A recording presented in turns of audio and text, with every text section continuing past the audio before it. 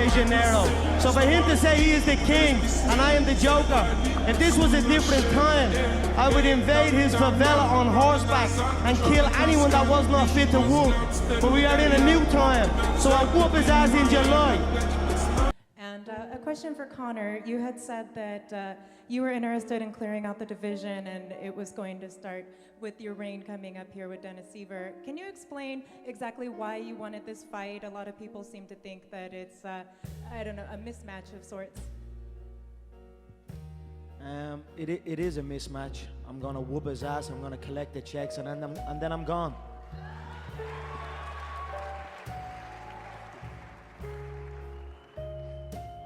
Questions for Connor. You saw Aldo up close and personal. What did you take away from seeing him fight? Where do you think he's vulnerable? How do you think you match up?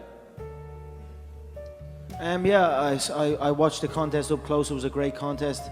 I believe there's a lot of holes I will capitalize on. You know, he showed his frustration in the contest. Hit me, I hit you. Both competitors were very similar in styles, and that is why the contest was what it was. I posed different movements and different reactions than anybody on the roster, not just the division. So I am highly confident I will shut Jose Aldo down in spectacular fashion and take over the game. I say it how I want to say it, yeah? The king speaks however he wants. You burst onto the scene. There's so many great fighters up here and great fights over the next 3 months, terrific fighters. If you were sitting out here and you had to pay for one of these fights or watch one of these fights, who would it be and why? As an employee of the UFC, I would pay for every single one. But you know, there's a lot of great stars up here, a lot of huge fights. But let's see by the end of 2015. Let's see who has the highest pay-per-view numbers. Let's see who has the highest gate. Let's see who has the highest attendance. You know, because I am setting up for that, and we are in talks for big things. So again, I won't look past Dennis. I will look through him, exactly where I plan on going, and then carry on. But I believe 2015 will be my year. I know a lot of the featherweights are bitching and moaning and hating on it, you know, but they don't have to love it. They can even hate it, but they will be forced to accept it. Any aspect of Dennis Siver's fighting style that will be a threat come January?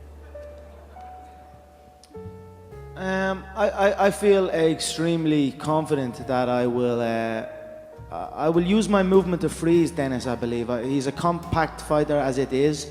I will use my movement to freeze him, and then I will take his head clean off and raise it in beautiful Boston City, you know, Ireland #2, I like to call it. And then, you know, it's on to big business. Jose will be told what to do. He will be told he must fly economy to Ireland, fill out an 80,000-seater football stadium, break records, highest gate, highest attendance, highest pay-per-view, and then he will hand over that belt on home soil. So that's my year plan right there. You were going to come up with a system to get the other fighters in the featherweight system to send you an apology for wasting your time.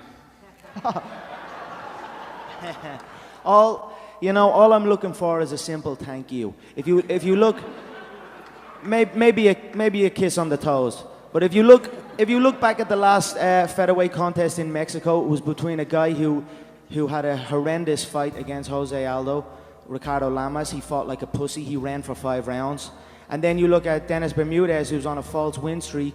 Holloway beat him. So these are two average, okay, journeyman fighters. Yet there was so much light on that fight, so much attention on two decisions. You know, Dennis is a decision machine, and Ricardo's fought like a pussy. So they still got that exposure. People are even talking about Nick Lentz.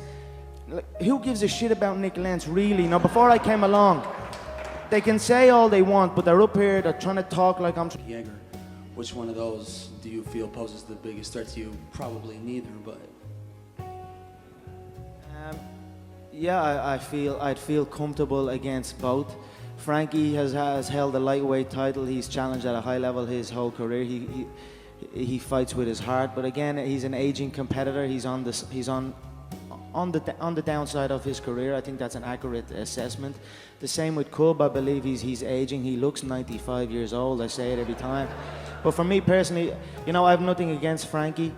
I respect his style, but I would like Cub to win for the specific reason that he seems to think that he has been promised a UFC title shot if he wins this fight against Frankie. So I want him to win that contest, and then I will bake a freshly made pie and smack him clean in the face with it when I get the title shot.